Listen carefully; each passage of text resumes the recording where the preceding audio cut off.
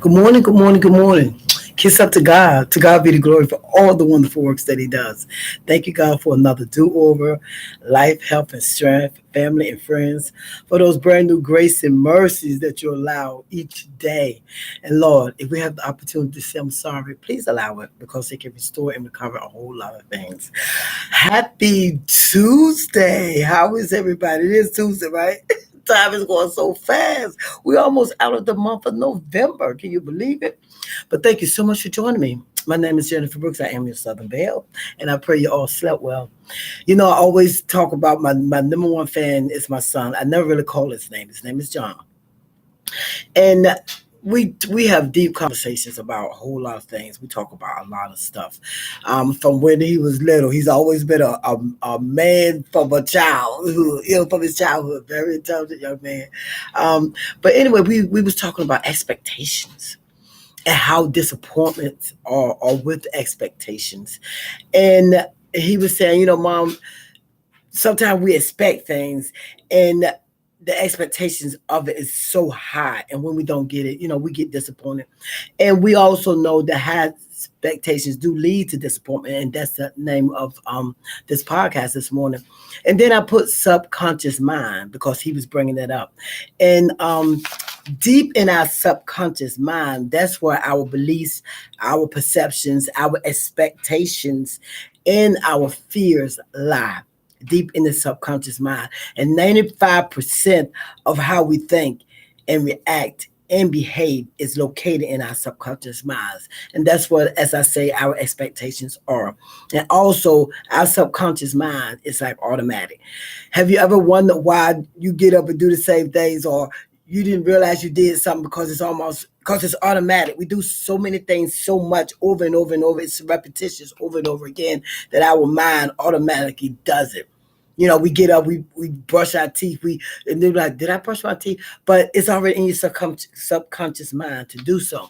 So I thought it was so cute. He uses like a candy bar, for example, because sometimes you have to simplify things in order to try to grasp, what people are trying to say.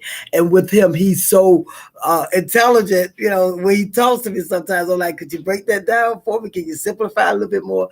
So he said, the fact of you knowing it to go your way subconsciously is still expectations.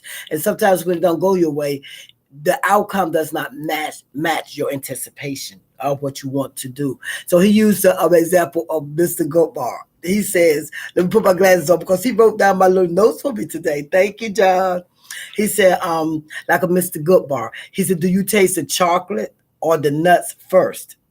Think about it. You might not think it's enough nuts, even though your choices are being more nuts, even though you probably want it because usually that's what you expect, but you don't get it. However, it's satisfy you, but subconsciously you are thinking it wasn't enough. And that's what we do. We're satisfied with some things, but really are we, or because we're expecting something different. But he said, realistically, it could go your way. He said, but you have to accept it. And still, sometimes you have to understand that it's better to overlook the facts than it is to give up the expectations, because your expectations are actually your personal beliefs or feelings that something is going to happen in your future. Don't give up on what you want. Don't give up on your expectations because of the perception of what you're dealing with or what you're doing with. Like he used to Mr. Goodbar. You don't stop buying it because you didn't feel like it was enough nuts in it, or you don't stop buying it because you feel like it wasn't chocolate enough. Don't let your life stop because you didn't get what you thought you should have got. You're expecting this whole big thing, and when you don't get it and you get disappointed, then you just stop and you give up. Don't do that because of you not meeting your expectation. It's not meeting your expectations. And we do have high morals or high goals and high values and high things that we want to accomplish in life. But sometimes we give up on it because it's not our outcome is not what we think it should be. It's not what we actually want it to be. And I think that's where our disappointments come in at. I think that's where we just stop and give up. And I mean, even with he used the good part. And a lot of times I use like relationships and stuff. And like when you meet somebody, you're high up here because you're expecting this relationship or you're expecting this to go your way. You're anticipating all these moves. You're going like he said, you're going ahead of the real facts of the matter. And then when it don't work out the way you want it to work out, or when things don't go the way you want it to go, then you're just down and out. Then you just give up and you can't.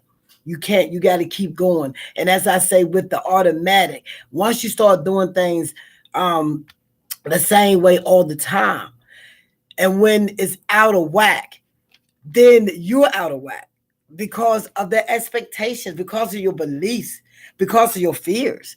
You don't know how to go on with your life. You don't know how to do things more with your life because the expectation is not there anymore. So how do you keep going? How do you keep it going? How do you just keep life going when you're disappointed and when you're down and out because it wasn't what you thought or because it wasn't what you anticipated it to be? How do you move on? How do you keep getting up every morning and going to this job that you don't like? Or how do you keep dealing with this person you don't like? How do you just keep going on day after day after day after day? And a lot of it is because you know that it's going to get better. It has to get better because everything is not as it seems. Everything is not the way that you're looking at it. Some things, like in your self-conscious mind, some things you have to look at differently. Some things you have to understand and stop with your own beliefs on how it should be. Sometimes you have to go outside the box. Sometimes you have to, your perception has to be different. Like I said, it's automatically. We automatically do these things because this is what we have trained ourselves. This is what we train our brains to do. And some things we just do automatically without even thinking about it. So sometimes it's better to go ahead and get that high expectations and go ahead and go for it and stop allowing it to mess you up in a sense. Stop allowing it to disappoint you in a sense because you expected this big old thing and it didn't happen your way. So now you don't want to deal with it anymore. That's not good. It's not going to change anything.